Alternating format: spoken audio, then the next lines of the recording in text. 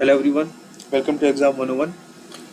और आज देखते हैं, एक अंकुश सर ने ना कुछ दिन पहले इसी महीने अगस्त में ही लॉन्च करी थी दक्ष बुकलेट।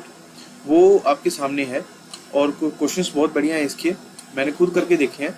तो इसमें बढ़िया चीज़ ये कि क्वांट और रीजनिंग दोनों, जैसे सर दोनों चीज़ें पढ़ाते हैं, क्वांट में डीआई पढ़ाते हैं और रीजनिंग में पजल्स रीजनिंग सारी ही पढ़ाते हैं।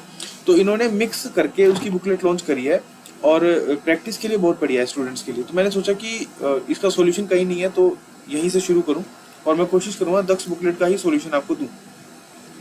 तो आ तो चुकी हैं 15 से ज़्यादा, लेकिन मैंने नंबर 1 से ही शुरू किया है क्योंकि एक नई सीरीज से शुरू करें तो फिर पहली से ही शुरू करते हैं, ठीक है। और मैं कोशिश करूँगा कि इसका सॉल्यूशन दूं आपको पूरी कंप्लीट का। देखते हैं, ठीक है। सबसे पहले क्या है इसमें इसमें रीजनिंग है, सबसे पहले पजल है। तो सबसे पहली पजल देखते हैं, एक मिनट लिख लेते हैं कहीं, कंडीशंस नोट करते रहेंगे साथ साथ। ये है 8 persons AXN SMOY and K। ये तो किसी सीक्वेंस में नाम नहीं है, उल्टे सीधे दे रखे हैं। AXN SMOYK, मैं करता हूँ एक सेकेंड, यहाँ लिख लेते हैं कहीं AXN SMOYK, ठीक है। ये किसी 8 फ्लोर की बिल्डिंग पे रहते हैं। तो ठीक है, ग्राउंड फ्लोर 1 है, टॉप मोस्ट फ्लोर जो है वो 8 है। यहाँ तक देख लिया है मैंने, ठीक है। तो डाल दो भैया 8 8 7 6 5 4 4 3 2 1,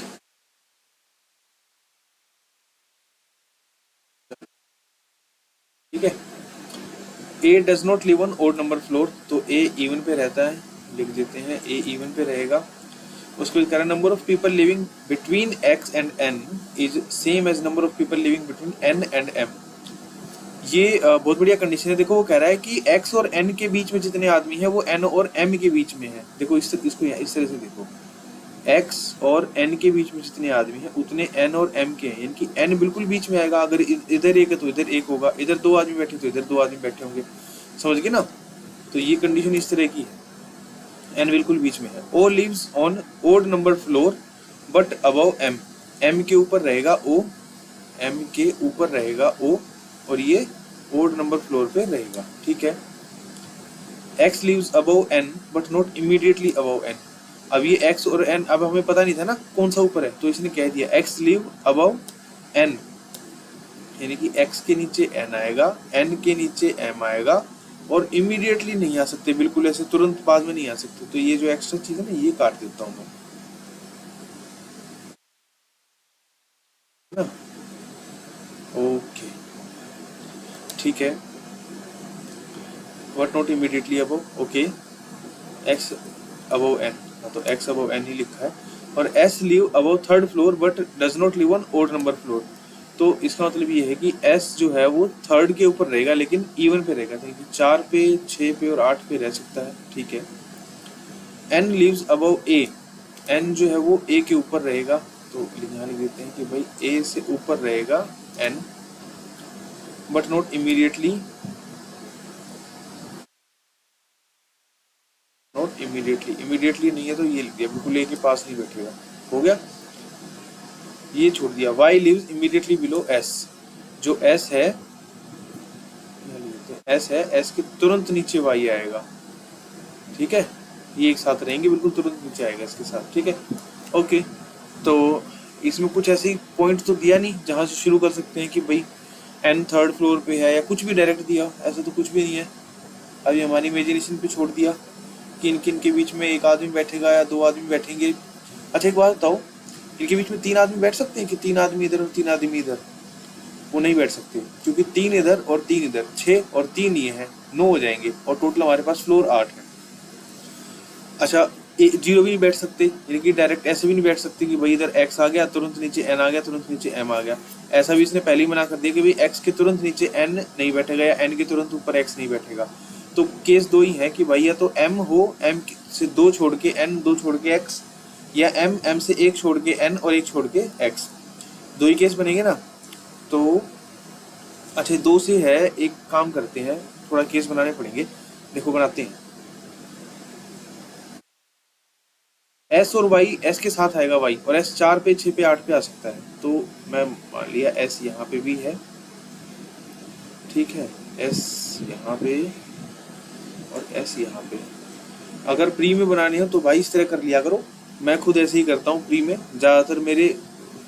अब तो खैर मैं एग्ज़ाम देने बंद कर दिए, लेकिन मेरे लगभग सारे प्री निकलते थे, सारे ही प्री निकलते थे। एस के तुरंत बाद वाई हो जाएगा, एस के तुरंत बाद वाई हो जाएगा, एस के तुरंत बाद वाई। हाँ ठीक है, मेंस में कंडीशन लिखनी होती है, ध्यान लगाना होता है, लेकिन प्री की जो पजल होती है बहुत ईजी होती है, उनको इस तरह से करोगे तो जल्दी बन जाएंगी। अब मैंने एक कंडीशन तो डाल दी भाई, ये कंडीशन डाल दी, ये कंडीशन डाल दी, ठीक है। अब यहाँ से सेट करके देखो कि भाई एम से एक छोड़ के या दो छोड़ के एन कैसे बैठेगा। मैं ये कंडीशन मानता हूँ, एम नीचे की तरफ आएगा, मान लिया एम यहाँ पे है, तो क्या मैं एम से एक छोड़ के एन बैठा सकता हूँ? नहीं बैठा सकता। क्या मैं यहाँ एम रख के एक छोड़ के एन बैठा सकता हूँ? नहीं बैठा सकता। इन सबको छोड़ो, यहाँ एम रखा, एम से एक छोड़ के एन, एन से एक छोड़ के एक्स, तो बन ही नहीं रहा। तो यहाँ पे क्या होगा, एम से दो छोड़ के लेना पड़ेगा। इस वाली कंडीशन में एम से दो छोड़ के लो, तो एम से एक दो छोड़ के मैं यहाँ पे एम रखूंगा, यहाँ पे एम रखूंगा, तो भी दो छोड़ के यहाँ पे एन नहीं बैठा सकता। तो ये पक्का है कि एम इधर आएगा, एम से दो छोड़ के एन आएगा, एन से दो छोड़ के ऊपर एक्स आएगा। इस वाले केस की बात कर रहा हूँ। यहाँ से देखो, यहाँ पे एम लिया, एक छोड़ के एन, फिर वही बात है, एक छोड़ के एक्स नहीं आ सकता। एस और वाई इकट्ठे हैं, तो इस केस में भी एक नहीं ले सकते भाई बीच में। देखो ट्राई करते हैं ना, एम लिया, कहीं से भी कैसे ट्राई कर लो यार, इन यहाँ पे दो हैं तो कैसे जंप कराओगे। एम से एक छोड़ के एन, एन से एक छोड़ के एक्स नहीं हो रहा। यहाँ से एम लेके देख लो, एम, एम से एक छोड़ के एन, एन से एक छोड़ के एक्स, नहीं बन रही ना बात। तो यहाँ भी दो से लेना पड़ेगा। अब दो में यहाँ बैठेगा एम या यहाँ बैठेगा, देखो एम लिया, यहाँ पे एम है, मान लिया एम है, तो एक दो छोड़ के एन, हाँ यहीं से बैठेगा, एम से दो छोड़ के एन और एन से दो छोड़ के एक्स, ठीक है। यहाँ पे भी हो गया, ठीक है। अब यहाँ पे देखो एम, एम से दो छोड़ के एन, एन से एक दो छोड़ के एक्स, दो तो नहीं बैठ सकते भाई, यहाँ पे एक लेना पड़ेगा। अच्छा एम, एम यहाँ पे भी एक लेना पड़ेगा, तो यहाँ पे पंगा, देखो एम, एम से एक छोड़ के एन और एन से एक छोड़ के एक्स, अभी के लिए ये मान रहा हूँ, ठीक है ना। हो सकता है एम सेकंड नंबर पे है तो वो भी देख लेंगे, कोई बात नहीं। तो अभी तक मैंने ये कंडीशन डाल दी सारी, ठीक है, ठीक है। अब वो ये कह रहा है भाई कि ए के ऊपर आएगा एन, लेकिन डायरेक्ट नहीं आएगा, ठीक है, या एन के, मैंने सही लिखा है क्या, एक बार चेक कर लेता हूँ भाई। N lives below A, N lives below A but not immediately below A, N lives below A, तो भाई ये उल्टा लिखा है, यहाँ ए है, यहाँ एन है, ठीक है। तो एन के ऊपर आएगा ए, एन के ऊपर आएगा ए, और ए देखो कहीं लिखा था, हाँ E1 पे है, ए E1 पे रहेगा। तो एन के ऊपर आएगा ए, या तो ए यहाँ आ सकता है या फिर वहां तो आ नहीं सकता भाई, ए यहीं पे आएगा, आ गया। इस केस में भी एन के ऊपर आएगा ए और E1 पे आएगा, चलो जी, इसमें भी यहाँ पे आ गया। अच्छा एन के ऊपर आएगा ए E1 पे, यहाँ पे आ सकता है, यहाँ पे आ सकता है। अच्छा इससे ना वो पॉसिबिलिटी खत्म होगी। देखो अगर मैं दूसरे में ये मानता कि भाई पता नहीं एम यहाँ आएगा कि वहां आएगा, देखो मैं ये मान के चलता हूँ कि भाई अभी हमें नहीं पता, ठीक है। और अगर मैं यहाँ पे एम मान लेता, एम, एम से एक छोड़ के एन, और अच्छा ये भी मिटाना था क्या, अभी बहुत साथ साथ क्यों आ गई है, मिटाएंगे था, एम से एक छोड़ के एन और एन से एक छोड़ के एक्स। अब देखो एन के ऊपर ए कहाँ बैठाओगे, एन के ऊपर तो ये नहीं बैठ सकता, तो ये वाली कंडीशन गलत है, ठीक है ना भाई। एन के ऊपर एक्स बैठा दिया, अब एन के ऊपर ए उठाना है E1 पे, तो एन के ऊपर यहाँ तो बैठ नहीं सकता, बाकी सब भरे पड़े हैं, ठीक है। तो हमारे पास जो है ना ये कंडीशन ठीक है। अब एन के ऊपर ए बैठना है, अब डायरेक्ट तो यहाँ नहीं बैठ सकता, उसने इमीडिएट बैठने पे मना किया, तो यहाँ नहीं बैठेगा, तो यहाँ फिक्स हो गया कि भाई एन के ऊपर जो ए है वो यहाँ बैठेगा। तो ये कंडीशन भी हो गई, ये कंडीशन भी हो गई, ये भी हो गई। एम के ऊपर ओ बैठेगा, ओड नंबर पे बैठेगा, एम के ऊपर ओ ओड पे यहीं बैठ सकता है, एम के ऊपर ओ ओड पे यहीं बैठ सकता है, एम के ऊपर ओ ओड खाली नहीं है, खाली नहीं है, खाली ये कंडीशन खत्म हो गई। एम के ऊपर ओ और खाली नहीं है। अच्छा, एम के ऊपर ओ और खाली है, एस 4 से 8 पे बैठा है, एन के ऊपर ए बैठा है। अच्छा, ये भी तो खाली हो गई ना, एन के ऊपर ए बैठा है, लेकिन भैया तुरंत देखो काट दिया, तुरंत नहीं बैठ सकता, डायरेक्ट ऊपर नहीं बैठ सकता, ठीक है ना। तो ये भी गलत हो गई। एक कंडीशन बची है, क्या बच गया, A X N S M O Y K, ये रहेगा, ये आपका आंसर बच गया भाई, A X S Y N O K M, ठीक है। तो इसमें अब स्क्रॉल करते हैं एक सेकंड। अच्छा, क्वेश्चंस भी हैं भाई, देख लेना करके, how many persons live above O, तो भाई ओ से ऊपर कितने आदमी रहते हैं, 1 2 3 4 5 आदमी रहते हैं, 5 ये डी आंसर है इसका, इस तरह से कर लेना, ठीक है ना, ये तुम खुद कर लेना। अच्छा है, इसमें आंसर है A X S Y N O K M. अच्छा, सिर्फ आंसर है भाई, सॉल्यूशन नहीं है इसमें इसका, चलो वो भी अच्छी चीज है। थोड़ा सा साइज कम करता हूँ मैं इसका, ताकि हमें कंडीशन लिखी जा सके आराम से। और दिख रहा है, दिख तो रहा होगा शायद, तो नहीं भी दिख रहा तो थोड़ा सा एडजस्ट कर देते हैं। और भाग गया है तो भाग गया भैया, भाग गया है तो एक सेकंड।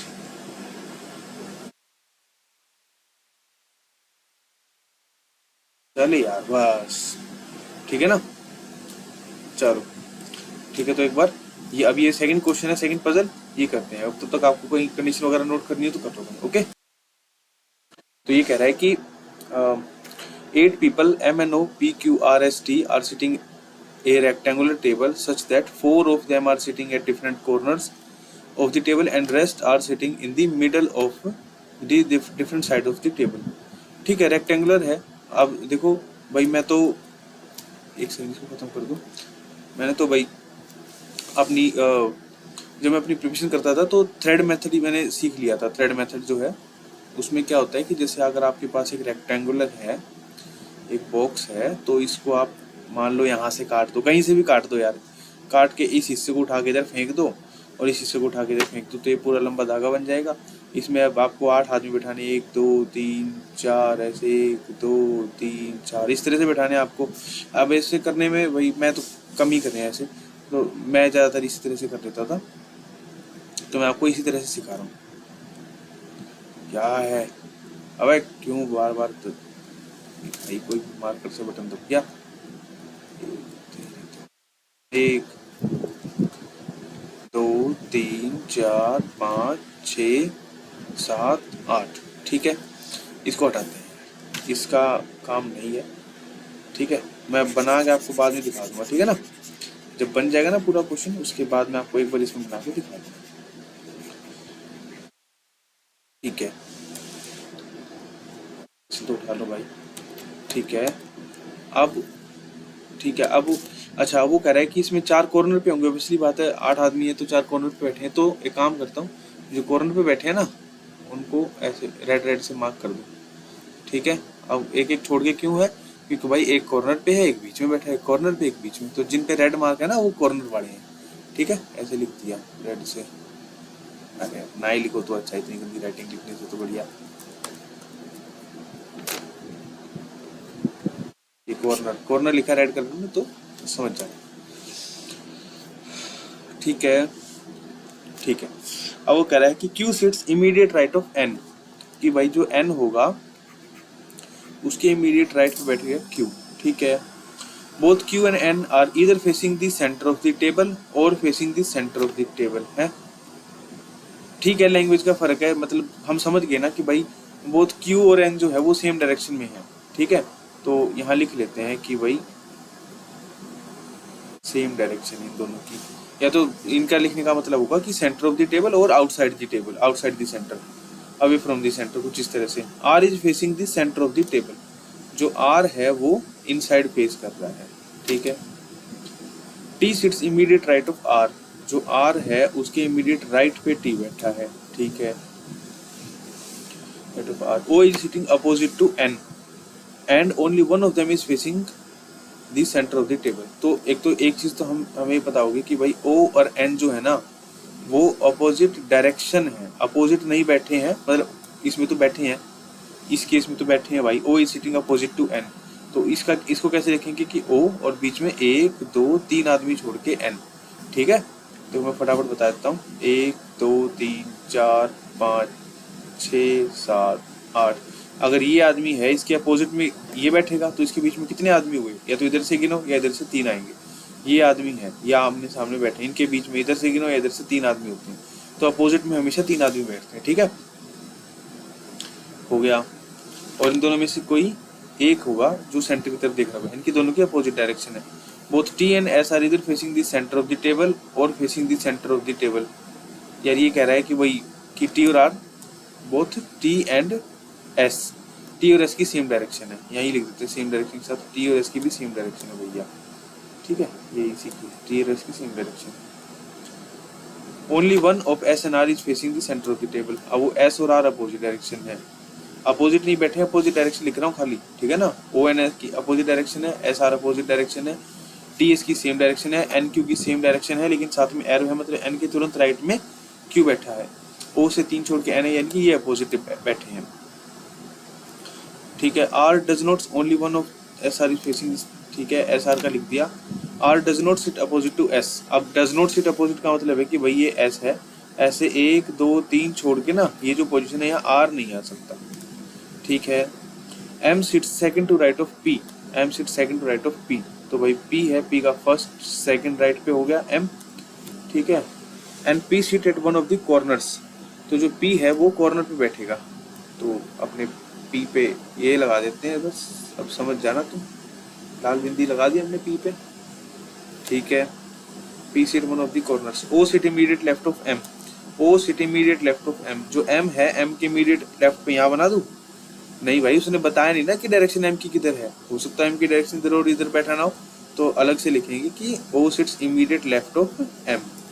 ये गलतियां करेंगे ना नए नए बच्चे जो जैसे शुरू करेंगे प्रिपरेशन, वो O sits immediate left of M. Only one of M and P is facing the centre of the table. हाँ, तो वही है कि एम और पी में से कोई एक जो है अंदर देख रहा होगा, एक बाहर देख रहा है, एम और पी ये रहा opposite direction, S R opposite direction, O N opposite direction. एक तो ये बबल देख लो भाई, ये बबल सा बन गया हमारा एक अपोजिट डायरेक्शन का, और ये बबल बन गया अपना सेम डायरेक्शन का, जिसमें कि एक डायरेक्शन और भी है कि भाई एन के राइट में क्यू। तो पी से शुरू कर लेते हैं।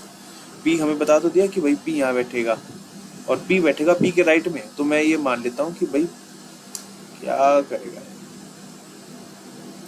इस साइड जो है ना, मैं मान लिया कि इसका इस साइड फेस है। अब मैं ये नहीं कह रहा कि भाई वो इन है या आउट है, वो देख लेंगे, लेकिन पी ऊपर की तरफ देख रहा है। ठीक है, ठीक है, तो एक सेकंड भाई, पी से राइट में एक छोड़ के एम आ गया, एम आ गया। अब वो कह रहा है कि एम, ये देखो एम और पी अपोजिट डायरेक्शन है, तो अगर पी ऊपर है तो एम नीचे की तरफ देखेगा। चलो जी, इसको तो खत्म करो। और एम के लेफ्ट में ओ है, अब ये नीचे देख रहा है तो उसका लेफ्ट यहाँ होगा, यहाँ ओ हो गया।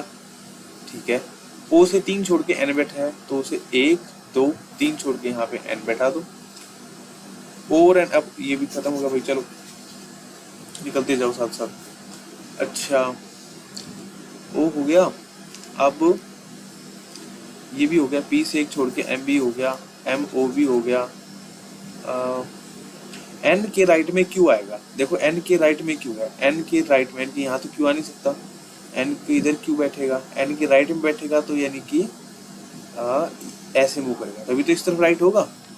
और एन और ओ की अपोजिट डायरेक्शन है, एन नीचे देख रहा है तो ओ ऊपर देख रहा है, ये भी खत्म भाई। एन के राइट में क्यू देख रहा है, ये भी खत्म भाई। एन और क्यू की सेम डायरेक्शन, एन और क्यू की सेम डायरेक्शन, तो एन और क्यू की सेम डायरेक्शन, ये भी ठीक है भाई। अच्छा, एक टी और आर एक साथ बैठेंगे भाई, एक सेकंड में। हाँ, तो कहाँ थे भाई हम? टी और एस सेम डायरेक्शन, अभी यहाँ नहीं थे, हम थे आर और टी पे। हाँ, आर के राइट में टी। अच्छा देखो, आर और टी एक साथ बैठेंगे, तो यहाँ पे 3 पोजीशन खाली है अभी, एक ये खाली है, एक ये खाली है और एक ये खाली है, तो आर और टी तो एक साथ यहीं आएंगे ना। तो यहाँ पे जो बच गया एक एस, यहाँ पे एस आएगा, एस आएगा। ठीक है जी, अब वो ये कह रहा है कि एस से 3 छोड़ के आर नहीं आ सकता, तो एस है 1 2 3 छोड़ के यहाँ पे आर नहीं बैठ सकता, तो भाई आर यहाँ बैठेगा और टी यहाँ बैठेगा, इसका भी यूज कर लिया। एस और आर की अपोजिट डायरेक्शन है, अभी हमारे पास कुछ भी नहीं इनमें से। टी और एस की सेम डायरेक्शन है, अभी इनमें से भी किसी के नहीं है। आर के राइट में बैठेगा टी, आर के राइट में टी बैठेगा, तो हम कह सकते हैं कि भाई आर ऊपर की, आर ऊपर की तरफ देखेगा तभी तो आर के राइट में टी बैठ गया। अच्छा तो चलो ये मिल गया। तो अब जहां आर देख रहा है वो इनसाइड है, यानी कि ये ऊपर वाला इनसाइड है, तो जो नीचे वाली डायरेक्शन है वो आउटसाइड है। ये भी हो गया भाई हमारे पास। टी और एस की सेम डायरेक्शन, ये तो नहीं आया अभी, एस और आर की अपोजिट डायरेक्शन है, तो आर ऊपर है, तो ये है टी और एस की सेम है। 1 2 3 हो गया जी, क्वेश्चन तो हो गया ना सारा। हाँ डन। अब ये देख लो, उस इनसाइड एक ऐसा बॉक्स बनाओ, इस बॉक्स में 1 2 3 4 5 6 7 8, ये इनसाइड है। इस साइड जो भी इनसाइड देख रहा है उसका फेस अंदर की साइड करवा दो, जैसे आर इनसाइड देख रहा है तो आर को कॉर्नर पे बैठा दो, यहाँ पे आर अंदर देख रहा है, आर के राइट में इधर टी आएगा, बाहर देखेगा, फिर इधर क्यू आएगा, बाहर देखेगा, फिर इधर एन आएगा, बाहर देखेगा, फिर पी आएगा, अंदर देखेगा, फिर एस आएगा, बाहर देखेगा, फिर एम आएगा, बाहर देखेगा, और फिर ओ आएगा वो अंदर। बस इस तरह से कुछ हो गया। ठीक है, एम कहाँ देख रहा है? एम बाहर देख रहा है भैया, बाहर देख रहा है, एम बाहर देख रहा है। हमारी कलाकारी ऐसी है। ठीक है, देखिए चेक करना है। जिसने लिखा था some of them are facing this centre, हाँ तो सम में तो भाई कुछ फिक्स होता ही नहीं। सम में तो भाई 2 भी बैठ सकते हैं, सारे भी बैठ सकते हैं, नहीं बैठ सकते। ये क्वेश्चन कर लेना भाई। ठीक है, आंसर दिया तो है। देखो पी के राइट से घूमते हैं, ठीक है ना, P S M O R T Q N, P S M O R T Q N. अंदर देख रहा है, अंदर देख रहा है, देखो पी देख रहा है, ओ देख रहा है, आर देख रहा है, पी ओ आर देख रहे हैं, पी देख रहा है, ओ देख रहा है और आर देख रहा है। ठीक है, अच्छा ये आ गया अब उसका क्वेश्चन है, ये ब्लड रिलेशन का। और है पजल सर्टेन नंबर। यार टाइम दरअसल थोड़ा ज्यादा हो गया है, चलो ये करते हैं, ये इनको करने में ना मजा आता है। देखो वो कह रहा है कंक्लूजन में, ये वो है इनइक्वालिटीज बोलते हैं, और इसमें देखना पी से जाना है टी की तरफ। 2 कंक्लूजन है इसमें, कह रहा है पी से इसको ग्रेटर देन लेस देन करके भाई नहीं देखना, ठीक है, बस ये देखना पी से टी की तरफ जाना है। तो पी से टी की तरफ जाने के लिए अगर आपके रास्ते में एक कॉर्नर पहले आ गया ना, तो मतलब समझ लो आगे नहीं जा सकते। जैसे हम पी से क्यू की तरफ नहीं जा सकते, पी से टी की तरफ जा सकते हैं, पी से क्यू की तरफ नहीं जा सकते यहाँ से, ठीक है ना। तो ये पूछा कि भाई पी से टी की तरफ जा सकते हैं या नहीं, तो पहले पी ढूंढो, पी मिल गया। अब पी से हम क्यू की तरफ ही देख सकते हैं, और तो कोई रास्ता है ही नहीं, है ना। तो ये तो भाई नहीं ही जा सकते हैं, ठीक है, क्योंकि पी से जाने के लिए क्यू तक कोई ना कोई तो गेट रास्ता कुछ तो चाहिए, हमारे पास तो कुछ भी नहीं है। देखो हम पी से गए और पी अपने यहाँ से क्यू तक भी नहीं पहुंच पाया, बाकी आगे टी वगैरह तक तो कैसे पहुंचेगा। तो भाई ये तो गलत है। क्यू से एस तक जाना है और बीच में ये है ग्रेटर देन इक्वल टू का साइन है ना, तो हर जगह इक्वल टू होना चाहिए फिर बीच में, हर उसमें क्यू से एस तक जाना है। देखो क्यू से हम यू तक जा सकते हैं, क्यू से हम सिर्फ यू तक जा सकते हैं, और भैया यू तक जाने में ही नीचे ये नहीं है, तो वैसे भी गलत हो ही जाएगा। तो इसका तो आ जाएगा कि नन इज ट्रू। 21वें का डी आंसर आएगा। यहाँ लिखो कहीं 21वें का डी आंसर आएगा। 22वां देखो, थोड़ा सा स्क्रॉल करते हैं। 22वां देखो, ये कह रहा है कि डी से एफ तक जाना है, तो ये रहा डी, डी से हम आ सकते हैं ए तक, आ गए। ए से हम आगे कहीं जा ही नहीं सकते, तो काम खत्म। एफ से जाना है डी तक, एफ से जाना है डी तक, तो एफ से गए ए तक, और ए से आगे डी तक नहीं जा सकते, हो गया। लेकिन अब एक चीज देखो, डी और एफ के बीच में कितने सिंबल पॉसिबल है? 3 साइन पॉसिबल है, कि भाई डी है और एफ है, या तो ये ग्रेटर हो सकता है, लेस हो सकता है, इक्वल हो सकता है। क्या ये इन दोनों कंडीशन में तीनों साइन नहीं आगे, greater than is equal to और लेस देन, तो इसमें आएगा कि इधर। भाई आ तो नहीं रहे लेकिन कुछ भी पॉसिबल है, ठीक है ना। देखो डी से एफ तक जाना है, तो डी से हम ए तक तो चले गए, यहाँ तक तो हम आ गए। अब जो डी है यहाँ से यहाँ ए तक तो आ गए, अब ए से आगे हम नहीं जा सकते, एफ से भी ए तक आगे आगे नहीं जा सकते, तो इनके बीच में आएगा इधर और लग जाएगा, ठीक है। 22वें का ई। 23वां कह रहा है एच से जाना है डी तक, तो भाई एच से गए ई तक, ए तक, ए से चले गए सी तक, एफ तक, नहीं एच से ई से ही बन जाएगा रास्ता। एच से डी तक जाना है तो एच से चले गए ई तक और ई से चले गए डी तक, लेकिन गलत है, मतलब थोड़ी सी कमी है, क्योंकि एच से डी तक जाने के लिए हमें हर स्टेप में अब ये चाहिए, इक्वल टू का साइन चाहिए। तो एच से ई तक गए तब तो ये साइन था, इक्वल टू का था ना साइन, देखो बीच में इक्वल टू का साइन है यहाँ पे। अब जब ई से हम गए जी तक तो भाई ये इक्वल टू का साइन हट गया, तो ये कंडीशन गलत हो गई अब। और ऐसे जी से जाना है सी तक, तो भाई जी से हम जा सकते हैं डी तक, जी से तो हम डी तक ही जा सकते हैं, उससे आगे तो कहीं जा नहीं सकते। हमने जाना है जी से सी तक, और जी से सी तक जाने के लिए हमें या तो भाई एफ चाहिए या कुछ और तो चाहिए, कुछ तो चाहिए, या ए चाहिए। हमें जी से सिर्फ डी तक जा सकते हैं, जी से कहीं नहीं जा सकते, तो भैया ये भी गलत है, इसमें भी आएगा नन इज ट्रू, 23वें का डी,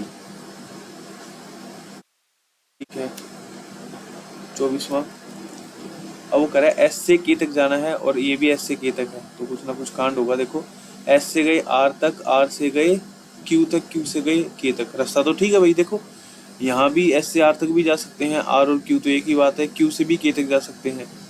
इसके बीच में है symbol less than equal to का, इनकी हर जगह लेस देन इक्वल टू चल रहा है, या ये समझो भाई रास्ता ठीक है, बस नीचे इक्वल टू का साइन है, और S is greater than is equal to भी नहीं बन रहा, और एस इज इक्वल टू, ये दोनों कंडीशन गलत हो गई है ना। क्योंकि अगर हम इनको सोल्व करेंगे तो बनेगा, देखो के और एस बीच में हर जगह सिंबल है लेस देन का, देखो के और एस बीच में सिंबल है ये, तो इसने हमें कंडीशन दी है के या तो लेस देन एस है या के इज इक्वल टू एस है, यही तो है। देखो के लेस देन एस, मतलब उल्टा लिख दिया है, तो इसका मतलब है कि भाई इन दोनों में से कोई भी चीज ट्रू हो सकती है, इधर हो जाएगा, ठीक है। अच्छा इसमें एक चीज और बता देता हूँ छोटी सी, देखो यहाँ पे लेस देन इक्वल टू का साइन है, यहाँ पे इक्वल टू का, यहाँ पे लेस देन इक्वल टू का, तो कौन सा मानेंगे, तो जो लेस देन इक्वल टू का है ना उसको ज्यादा वेट देंगे इक्वल टू से, ठीक है। अगर मान लो के और एस के बीच में दोनों साइन बन भी रहे हैं तो हम किसको मानेंगे, हम इसको मानेंगे। अगर ये बन रहा होता तो फिर इसको मानते। सबसे कम वेटेज होती है इस साइन की, उससे ज्यादा वेटेज होती है इसकी या इसकी, और सबसे ज्यादा वेटेज होती है इन साइंस की, ठीक है ना। तो वैसे इनका इतना ध्यान देना नहीं, मतलब यार तुम सिंपल जब सीखोगे ना भाई ये रूट देख के, हाँ यहाँ से यहाँ जाना है, यहाँ से है, तो समझ जाओगे। इसका भी इधर और है भाई, 24 का इधर और। 25वां, जेड से एस तक जाना है, तो देखो जेड से आर तक गए, आर से एस तक गए, हमें बीच में ये चाहिए था, नीचे वो नहीं चाहिए था इक्वल टू का साइन, तो एक जगह गायब हो गया।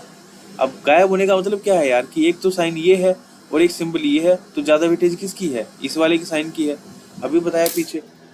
ज्यादा वेटेज इस साइन की जिसमें इक्वल टू का साइन नहीं है, तो भाई ज्यादा वेटेज इसकी है, तो हम इसको मानेंगे, बीच में यही है, तो ये तो पहला तो ठीक है। अब क्यू से एस तक जाना है, क्यू से गए आर तक, आर से गए एस तक, डायरेक्ट रास्ता है। अब बीच में दो साइन है, तो वेटेज ज्यादा किसकी होगी, इसकी होगी ना, तो बस कुछ भी मान लो, ट्रिक से कर सकते हो भाई कि ये चाहिए बीच में, हमें ये नहीं चाहिए, नीचे इक्वल टू का साइन नहीं चाहिए, एक जगह होना चाहिए, इस तरह से भी सीख सकते हो।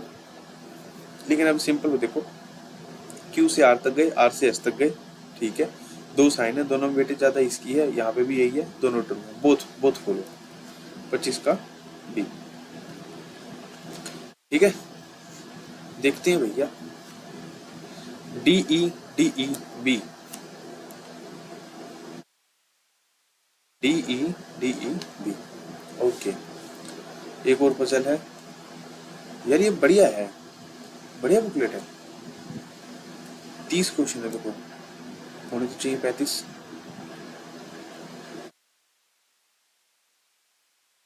तो भैया पूरे 35 हैं, ये तो मौज होगी।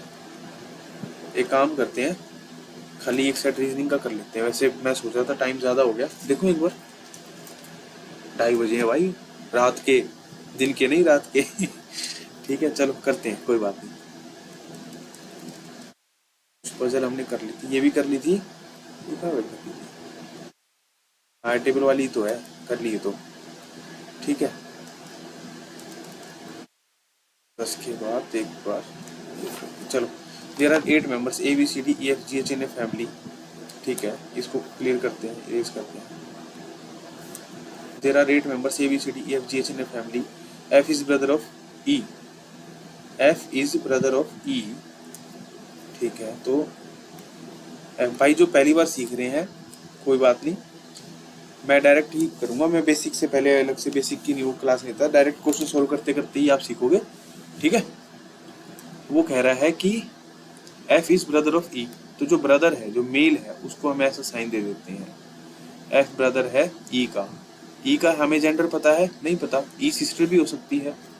ई who is a sister in law of C, तो एक तो ये पता लग गया कि भाई ई जो है ऐसे है।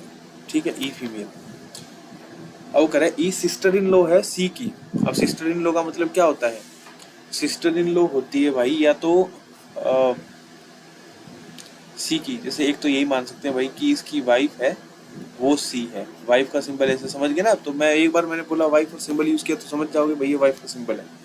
ठीक है, तो भाई ये सिस्टर इन लॉ होगी, यानी कि सी के हस्बैंड की सिस्टर। ठीक है, तो ये सिस्टर इन लॉ होगी, ये तो आपस में सिस्टर इन लॉ होगी यार ये दोनों।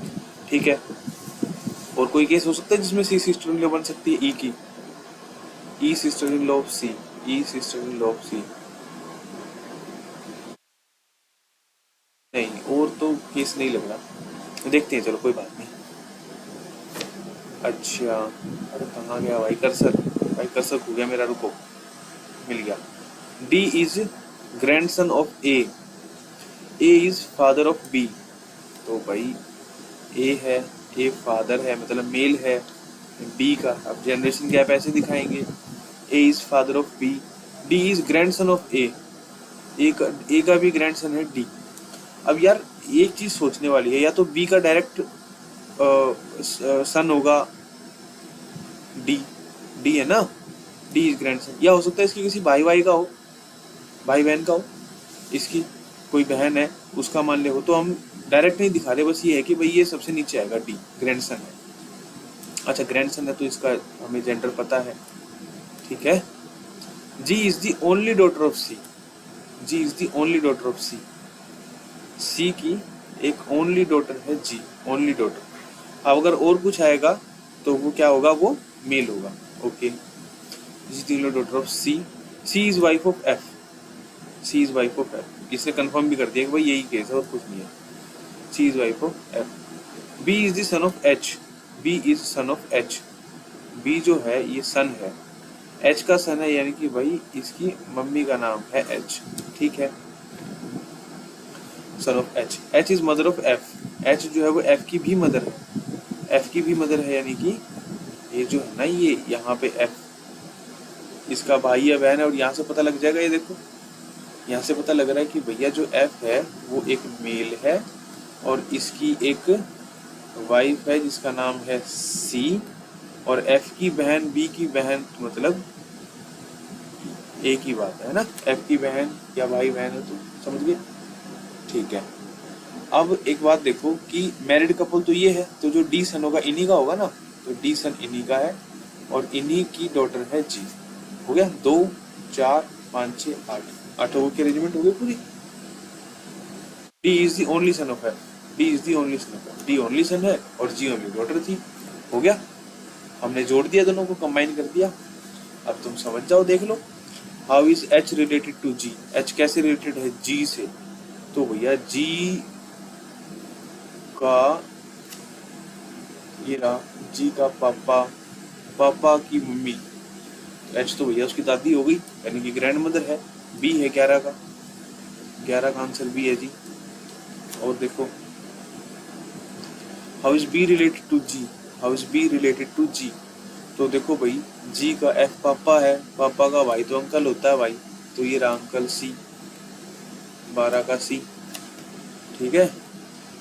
How is C related to A, how is C related to A, C कैसे है रिलेटेड, ए है, ए का बेटा एफ है, तो बेटे की जो वाइफ होती है तो उसको तो डॉटर इन लॉ बोलते हैं, तो ये तो डॉटर इन लॉ है, 13 का ए है ना, 13 का ए। हु इज वाइफ ऑफ ए की वाइफ कौन है, ए की वाइफ एच है, सी, 14 का सी, सी वाइफ नहीं है, सी आंसर है, सी आंसर पे एच है। ठीक है, ऑप्शन सी ठीक है। ओड वन आउट देखना है, तो A D F G B, ये रहा ए रहा डी, एफ जी बी, तो भाई जी को छोड़ के बाकी सारे फीमेल है, तो जी अलग है, तो 15 का आंसर डी हो गया, ऑप्शन डी हो गया, ऑप्शन डी में आंसर जी है, समझ गए। ऐसे देख लेना भाई, बी सी ए सी डी, बी सी ए सी डी, बी सी ए सी डी। ठीक है, ट्री भी देख लो यार, ये फैमिली ट्री इसने अलग तरह से लिख रखा है। ठीक है, कोई दिक्कत नहीं है। चलो भाई, थोड़ी डरावनी सी पजल है, हम इससे कोई डरावनी नहीं है, देखते हैं।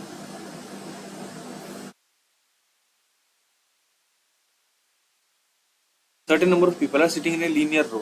All of them are facing north. एक तो मौज कर दी भाई, डायरेक्शन बता दी पहले ही।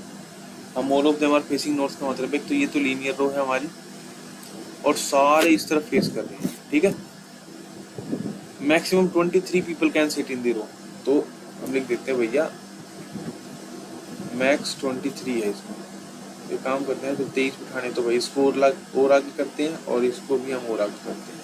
हम खुले खुले नहीं बिठाएंगे लोगों को, मतलब वीडियो नहीं बिठाएंगे, खुले खुले बिठाएंगे लोगों को। Number of seats between K and T same as number of seats between T and W. अब देखो अभी एक क्वेश्चन करा है, के और टी और डब्ल्यू, यानी कि टी बीच में है। T is 11th to the right of B, 11th to the right of B. एक काम करते हैं यार, इस लाइन को बाद में देखेंगे, पहले मैं इस लाइन को मिटा रहा हूँ। हाँ जी, मिटा रहा हूँ, ये लो मिटो, चलो ठीक है।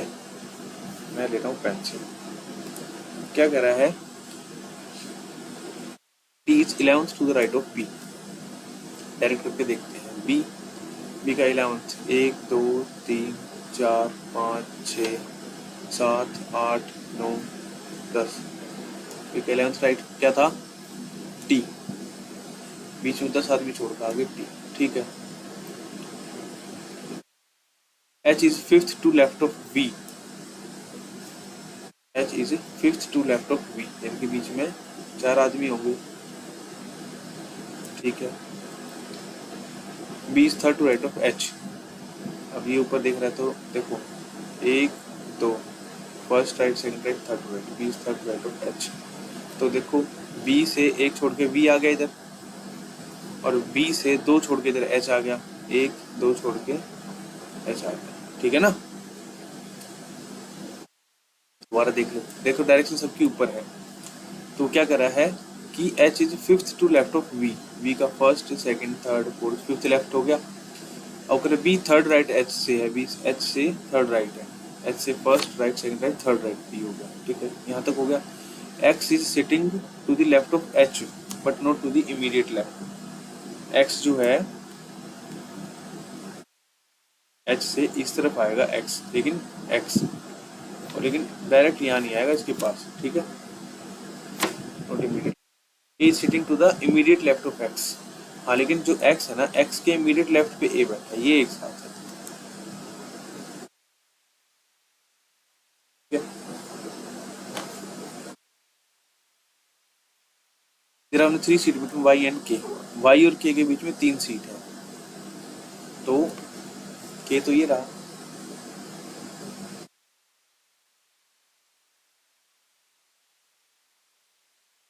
से अब भाई इसमें हमें पता नहीं है वाई इस साइड बैठेगा इस साइड, तो मैंने दोनों साइड एरो लगा दिए। ठीक है, ठीक है, एच है भाई, ये मेरी समझ में नहीं आया था, इसका काम तुमने कर लिया। ठीक है, 3 seat between Y and K.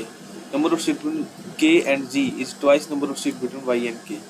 Y और के बीच में 3 है, तो वो कह रहा है कि भाई के और जी के बीच में से इससे के और जी के बीच में से ट्वाइस होगी, यानी कि के और जी के बीच में 6 सीट है, यानी कि के और इसके बीच में 6 सीट है जी के बीच में। अब पता नहीं भाई जी इस साइड आएगा या के इस साइड आएगा। ठीक है, 13 सीट है बिटवीन जी एंड वी। जी और वी के बीच में 13 सीट है, जी से वी के बीच में 13 सीट है। तो भाई समझ गए, यहाँ से हमें कुछ नहीं पता भी कौन किस साइड आएगा। ठीक है, 13 सीट है जी, एटलीस्ट 4 सीट है वाई और जी के बीच में। There are at least 4 seat between Y and G. Y और जी, ये रहा वाई, 4 या 4 से ज्यादा सीट है वाई और जी के बीच में। ठीक है, तो भाई ये थोड़ी सी कंफ्यूजिंग हो गया अब यहाँ पे। ठीक है ना, यहाँ पे हो गया, यहाँ पे ये बन गया। ठीक है, ये इतना ज्यादा है नहीं, इसको हटा दो क्योंकि ये हमने तो बना ली। ठीक है, और वो कह रहे जी एंड पे है। हाँ, लास्ट लाइन थी कि भाई जो जी है वो एक एंड पे है।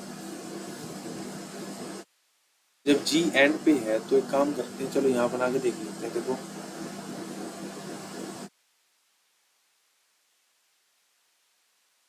यहाँ पे ये जी ही मान लिया, और देखो जी से 13 छोड़ के बी आएगा। ठीक है, ये भाई दूसरे एंड पे भी हो सकता है। ठीक है, तो जी से पहले तो देखो, जी से पहले तो 6 छोड़ के के लिखो, 1 2 3 4 5, 6 छोड़ के लिखा के, ये सातों है ना। देखो जी से 3 4 5 6 7 8 9 10 11 12 13 छोड़ के लिखो वी, वी भी लिख दिया। ठीक है,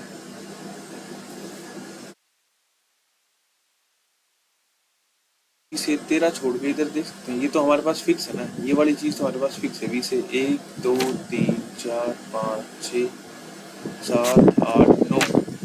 एक काम करते हैं, उसको नहीं बनाते, इससे बनाते हैं। इससे बनेगा, हमारे पास थोड़ा आइडिया भी रहेगा। इसको मिटा मिटाओ, इसको मिटाओ। मैक्स 23 आदमी होने चाहिए, इस चीज का ध्यान रखना है। ठीक है, और ये देखो ना, मैं ये मान लिया कि भाई बी से जी छोड़ के 13 इस साइड। ठीक है, इस वाले में मान लिया कि 13 इस साइड है। देखो एच 2 छोड़ के बी, 1 छोड़ के बी, और इधर 1 2 3 4 5 6 7 8 8 1 2 3 4 5 6 7 8 छोड़ के टी है। तो वी के बाद ये तो देखो 2 2 4 2 6 2 8 9 आदमी है, 10 11 12 13 छोड़ के 2 4 6 8 9 10 11 12 13 छोड़ के यहाँ पे आ गया जी। ये एंड है भैया, इससे आगे कुछ नहीं जाना। और दूसरे केस में भी ऐसे ही देख लो, उसे एक बार मिटा लेते हैं इसको। थोड़ा सा हमारे पास 23 आदमी बिठाने हैं, तो भाई जगह होनी चाहिए उसके हिसाब से। तो हम यहाँ ले लेते हैं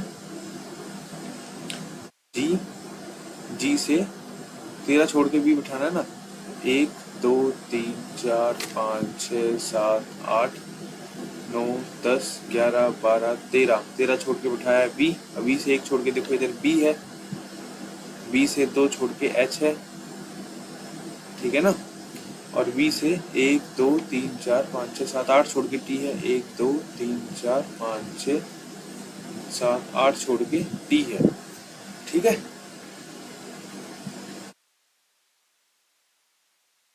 ठीक है, जी और बी के बीच में हमने 13 आदमी बिठाए हैं।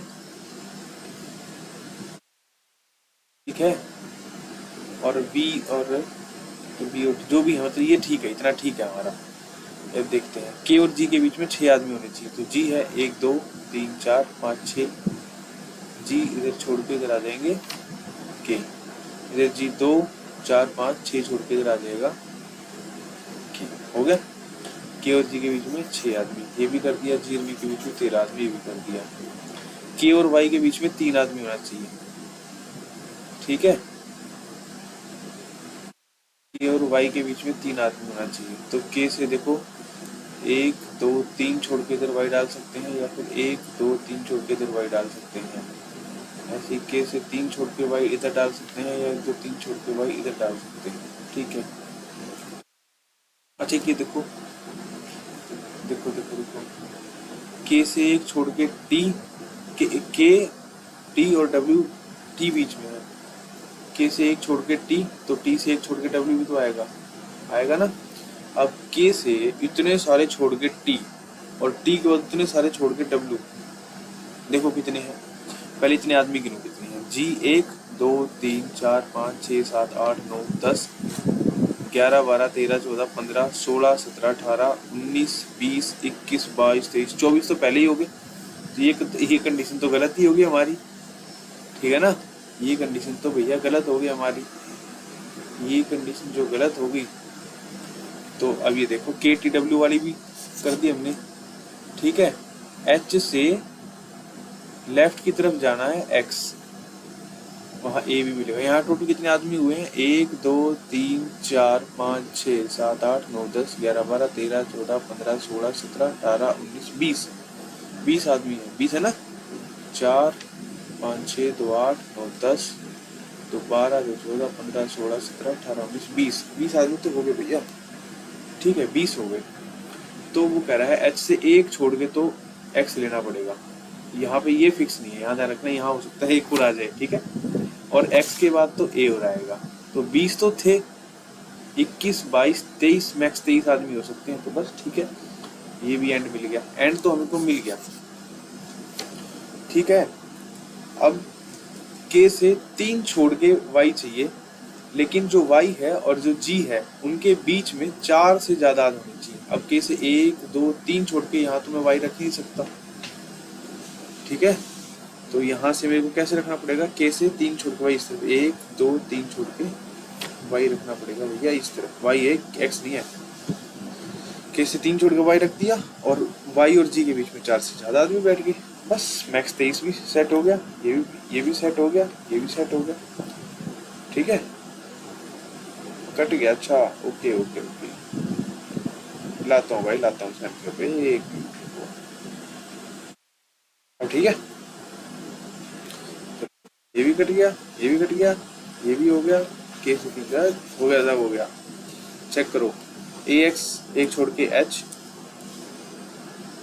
चेक करते हैं भैया, देख लेना अपना क्वेश्चन। ए एक्स 1 छोड़ के एच, फिर 2 छोड़ के बी, 1 छोड़ के बी, फिर 2 छोड़ के बी, 1 छोड़ के बी, बी से फिर 2 छोड़ के वाई और 3 छोड़ के बी से फिर से 2 छोड़ के वी से 2 छोड़ के वाई और 3 छोड़ के 1 छोड़ के टी, 1 छोड़ के डब्ल्यू, 2 छोड़ के जी, 1 छोड़ के टी, 1 छोड़ के डब्ल्यू, 2 छोड़ के जी। बिल्कुल ठीक है भाई, ये हमने कर ही लिए, है ना।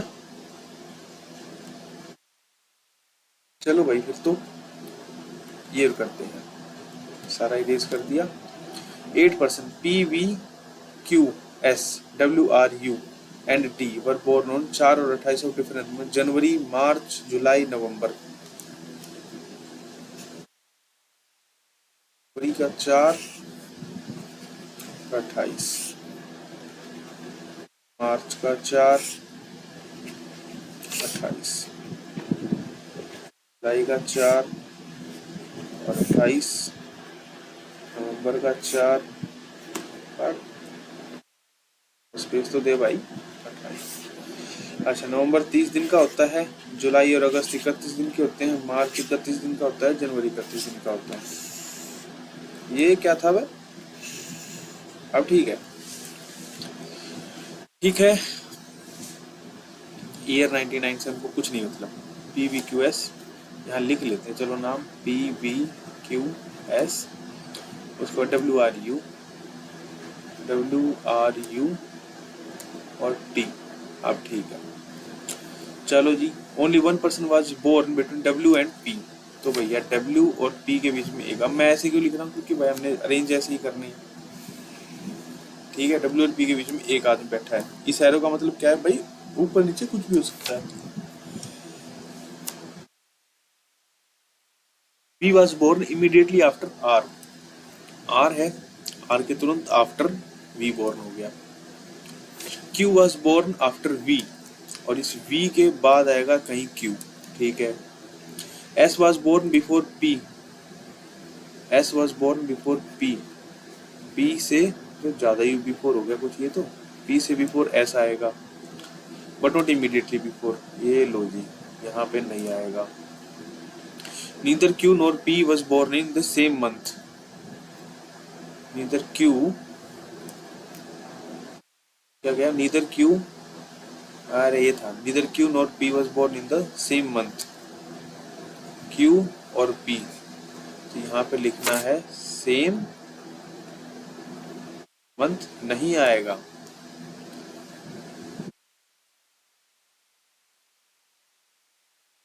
And neither Q nor S was born in the same month, और क्यू और एस, तो ये बबल बन गया हमारे पास एक, सेम मंथ नहीं होने वाला, ठीक है, same month. Not more than one person was born between U and T, इसका मतलब क्या है, यू और टी के बीच में नॉट मोर देन वन, या तो 0 आएगा या 1 आएगा, बस इतने ही आदमी बैठे हो सकते हैं यू और टी के बीच में, इससे ज्यादा नहीं बैठे हो सकते।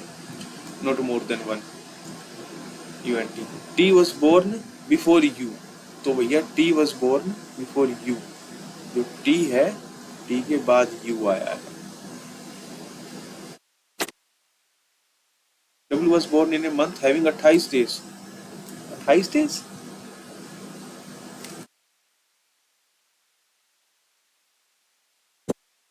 तो इन्होंने कुछ गड़बड़ कर दी भाई। अब मैं ऐसे कौन सी को हटा के 28 लिखूं,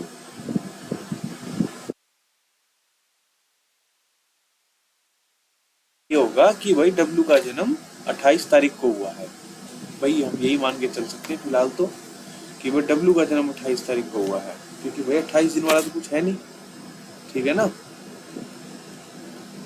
यही होगा, W was born in a month having 28 days, ये मान लो। देखो भाई सर ने नई नई चीज शुरू करी है, तो शुरू में एरर हो सकता है, तो इसको देख के वो नहीं करना। कहाँ गया मेरा कल सही यार, मैं कहीं रहा, ठीक है। डब्ल्यू फिलहाल मैं यही मान के चलता हूँ कि डब्ल्यू का जन्म 28 तारीख को हुआ है, ठीक है। Number of people born between P and S is same as number of people born between S and R, P S R का प्यार वो बन गया, वो भी तो बताया था, ये तो हर पजल में ही आ रहा है, पी एस आर, ठीक है। अच्छा अब इसमें ये पक्का नहीं है पी ऊपर आएगा या नीचे आएगा, ये ऊपर नीचे कुछ भी हो सकते हैं, लेकिन एस बीच में आएगा ये पक्का है, ठीक है।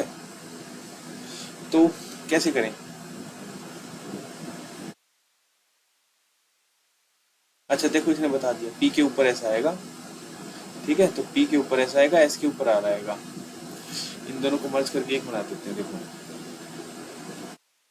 पी एस आर का है, पी एस आर का है, ये रहा पी एस आर का है,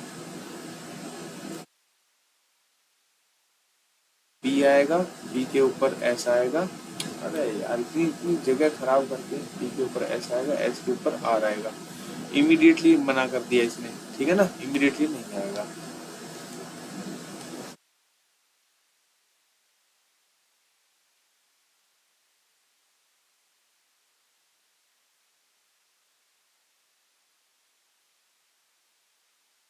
आर के साथ तुरंत वी आएगा, वी के नीचे क्यू आएगा, पी और डब्ल्यू एक छोड़ के आएंगे, डब्ल्यू 28 पे है, डब्ल्यू 28 पे है, तो यहीं से देखते हैं। देखो डब्ल्यू 28 पे है, ठीक है,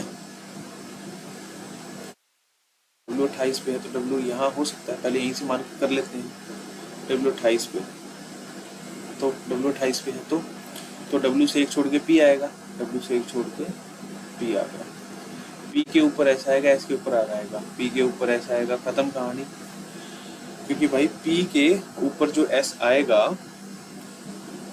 वो इमीडिएट नहीं आ सकता, तो इसमें तो गड़बड़ी हो गई,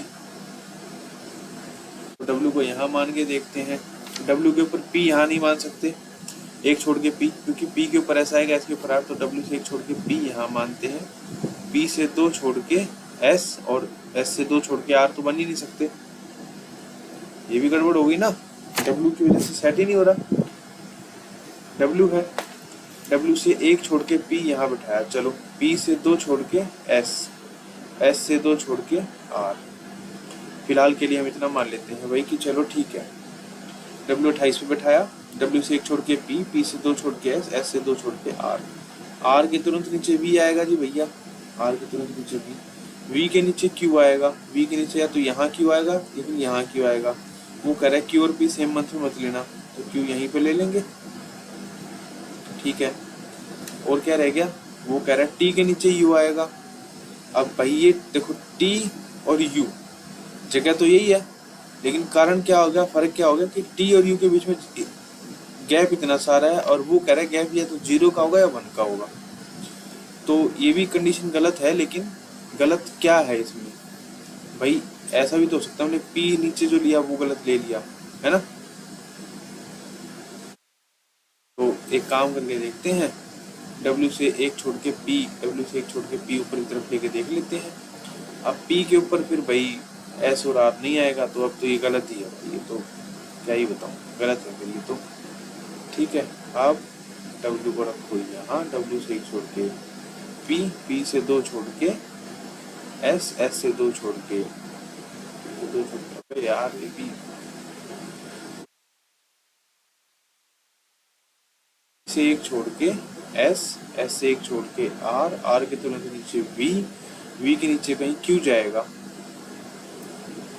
ठीक है। लेकिन Q और P सेम मंथ में नहीं होना चाहिए, तो Q यहाँ पे आएगा, Q और ठीक है। अब उसके बाद तो फिर गड़बड़ दिखा रहा है मेरे ख्याल में, T के नीचे U, W 28 पे दिया हमने, Q और S सेम मंथ में नहीं होना चाहिए भाई, फिर ये ना ये कुछ गड़बड़ है कि W 28 पे है या नहीं है, कुछ इस तरह से। नॉट मोर देन 1% U और T, क्योंकि देखो इसमें भी U और T बच गया, U और T में यहाँ लूंगा तो भी एक से ज्यादा का गैप बन रहा है, ठीक है। T और U अगर मैं लूंगा, हमने अपनी तरफ से ठीक लिया, P और W तो सही होगा ना, only S was born before P, S was born before P, ये सब चीजें ठीक है। अब देखो मुझे यहाँ आंसर देखना पड़ेगा एक बार, इन्होंने क्या कर रखा है आंसर में, W ले रखा है 4 को, है ना। और क्वेश्चन में कह रहा है कि W जो है 28 दिन वाले में होना चाहिए, तो यहाँ पे थोड़ा सा एरर है, ठीक है। इसको हम छोड़ देते हैं। अब तो ये रह गया यार सिलोजिज्म, देखते हैं, चलो सिलोजिज्म भी करते हैं। Some A are B, some A are B, अरे भाई सम तो बन जाओ, only a few D are C, only a few D are C, conclusion तो नहीं पढ़ रहा ना, हाँ ठीक है। ऑल C आर B, तो सबसे पहले तो ये देखो ऑल C आर B है, ठीक है। Only a few D are C, कुछ ही D ऐसे हैं जो C होंगे, देखो कुछ ही D ऐसे हैं जो C होंगे, ये जो D है ना बस कुछ ही है, सारे के सारे D इधर नहीं घुस सकते। तो मैं ऐसे एक एरो लगा देता हूँ कि भाई ये सारे D इधर नहीं आ सकते, लोग अपने अपने तरीके से दिखाते हैं, मेरा तरीका ये है भाई कि कुछ ही D हैं जो C हो सकते हैं, सारे के सारे D इधर C की तरफ घुस के नहीं आ सकते।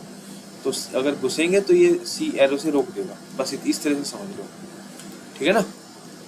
और अब इसको मर्ज कर देते हैं, तो फिर मैं दोबारा बना देता हूँ, ऑल C आर B, तो जितने भी ये C है ना, ये ऑल C, जितने भी ये C है ये B है, और सम B आर A, ठीक है, सम A आर B, जो भी some B are A। All B being D, क्या सारे के सारे B D के अंदर घुस सकते हैं?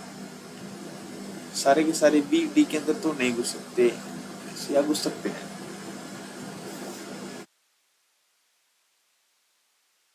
घुस सकते हैं, शायद घुस सकते हैं। देखो एक केस बना रहा हूँ यहाँ पे, देखो शायद घुस सकते हैं। पहले इससे पहले दूसरी पोजीशन नो ए सी, ए और सी का कोई लिंक नहीं है, ये तो गलत है यार। मैं यही बना दूं ए, ये हो गया ए और सी का लिंक, ये तो गड़बड़ है, ठीक है ना। तो ये तो खत्म है कंडीशन, जो दूसरी कंडीशन है ना वो तो खत्म है। सम A are C, some A are सी भी नहीं है, कहाँ है सम ए आर सी? अब देखो no A is C some A are C, इन दोनों में तो लगेगा इधर और, एक में कह रहा नहीं है एक में कह रहा है, दोनों कंडीशन गलत हो रही है, तो इधर तो इधर और लग जाएगा, इधर 2 और 3।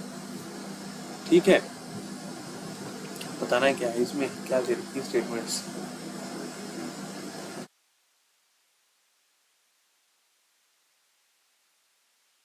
भैया इधर 2 और 3 एंड 1 फॉलो। ठीक है, तो यही होगा, इधर 2 एंड 3 तो बन ही गया हमारा, फिक्स है, 1 फॉलो कर लेगा। देखो मैं बता दो ना 1 फॉलो करेगा कैसे। वो ये कह रहा है कि सारे के सारे बी डी के अंदर घुस जाएं, ये पॉसिबिलिटी है क्या, तो पॉसिबिलिटी है, कैसे है, ये रहा सी। ठीक है, सी जो है वो सारे बी है। ठीक है, और अगर मैं इसको डी के अंदर घुसा दूं तो क्या दिक्कत है भाई, उसने ये कहा था कि only a few D are C. देखो only few D are C, कुछ ही डी हैं जो सी हो सकते हैं, सारे के सारे डी सी के अंदर नहीं घुस सकते, सारे के सारे सी डी के अंदर घुस सकते हैं। ठीक है, और बस अब अपना बी को टच करता हुआ ये।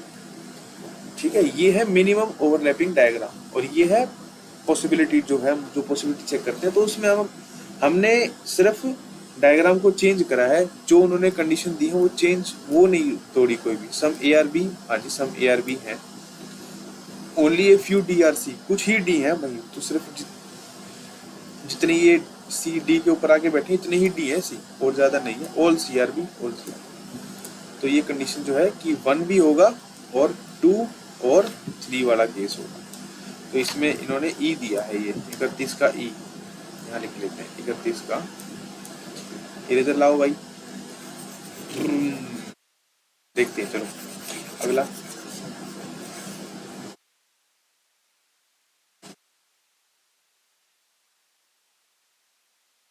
सम A are B, only a few B are C, all A are D, all A are D, पहले यही बनाऊंगा भाई मैं, ऑल ए आर डी।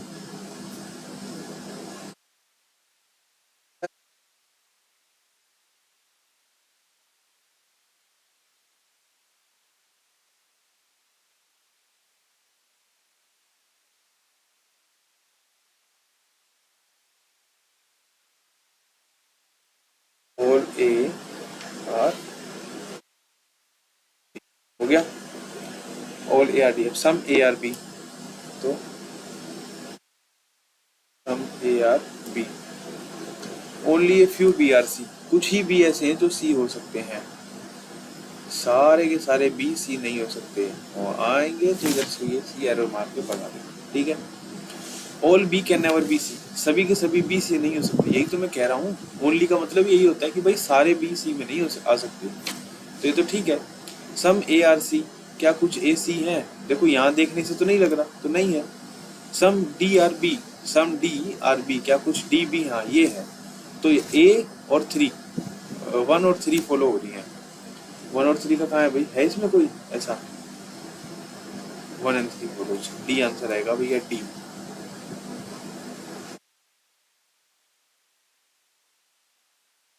देखो ओनली 1, ओनली 2, ओनली 3, 1 3, 1 प्लस 2 और 3। आप देखो only few A are B, all D are B, सबसे पहले ये बनाऊं, ऑल डी आर बी, देखो मिटाऊं,